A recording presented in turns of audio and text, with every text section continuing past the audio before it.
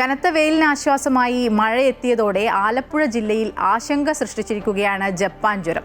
ചേർത്തല നഗരസഭയിലും തണ്ണീർമുക്കം ഗ്രാമപഞ്ചായത്തിലുമാണ് കഴിഞ്ഞ ദിവസങ്ങളിൽ ജപ്പാൻ ജ്വരം റിപ്പോർട്ട് ചെയ്തത്. തണ്ണീർമുക്കം 20-ാം വാർഡിൽ 4.5 വയസ്സുകാരനും നഗരസഭയിൽ 23-ാം വാർഡിൽ 80 വയസ്സുകാരിക്കുമാണ് രോഗം ബാധിച്ചത്.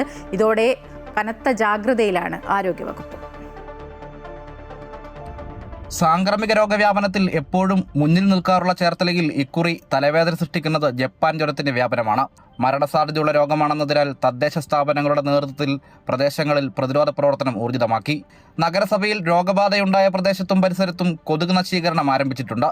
ജപ്പാൻ ജ്വരത്തിനൊപ്പം അമീബിക് മസ്തിഷ്ക ജ്വരവും ജില്ലയിൽ റിപ്പോർട്ട് ചെയ്ത പശ്ചാത്തലത്തിൽ പ്രതിരോധ പ്രവർത്തനങ്ങൾ കൂടുതൽ ഊർജിതമാക്കുകയാണ്. ഇതിന്റെ ഭാഗമായി നിയുക്ത MLA പി പ്രസാദിന്റെ നേതൃത്വത്തിൽ തദ്ദേശ സ്വയംഭരണ സ്ഥാപനങ്ങളിലെ അധികൃതരുടെ യോഗം ചേർന്നു.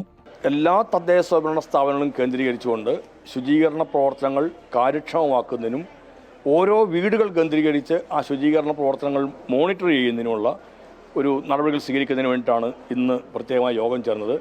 ഈ മണ്ഡലത്തിലെ മുഴുവൻ വാർഡുകളിലും ഈ മാസം ആരോഗ്യ ഗ്രാമസഭകൾ ചേരാൻ തീരുമാനിച്ചിട്ടുണ്ട്. തോടുകളാൽ സമ്പന്നമാണ് ചേർത്തല. അവിടെ തോടുകൾ മലിനമാക്കുന്നവർക്കെതിരെ കർശനമായ നടപടികൾ സ്വീകരിക്കണം എന്ന് അധികാരികളോട് ആവശ്യപ്പെട്ടിട്ടുണ്ട്. മണ്ഡലത്തിലെ ആരോഗ്യവകുപ്പ് ഉദ്യോഗസ്ഥരുടെയും തദ്ദേശ സ്വയംഭരണ സ്ഥാപനങ്ങളിലെ തലവന്മാരുടെയും ഉദ്യോഗസ്ഥരുടെയും യോഗമാണ് ചേർത്തലയിൽ നടന്നത്. യോഗത്തിൽ നിലവിലുള്ള സ്ഥിതിഗതികൾ വിലയിരുത്തി. കൊതുക് പെരുകുന്ന സാഹചര്യം ഒഴിവാക്കാനാണ് പ്രധാന ശ്രമം. ഘട്ടം ഘട്ടമായി പ്രതിരോധ പ്രവർത്തനങ്ങളും ശുചീകരണ പ്രവർത്തനങ്ങളും ഊർജിതമാക്കും. മഴയെത്തിയതോടെ മലിനജലം കെട്ടിക്കിടക്കുന്നതിനുള്ള സാധ്യതകൾ ഏറെയാണ്. ഈ സാധ്യതകൾ ഒഴിവാക്കുന്നതിനും കൊതുക് വ്യാപനം തടയുന്നതിനായി ശുചീകരണ പ്രവർത്തനങ്ങൾ ഊർജിതമാക്കുവാനും MLA ഉദ്യോഗസ്ഥർക്ക് നിർദ്ദേശം നൽകിയിട്ടുണ്ട്. അമൃത ന്യൂസ്, ആലപ്പുഴ.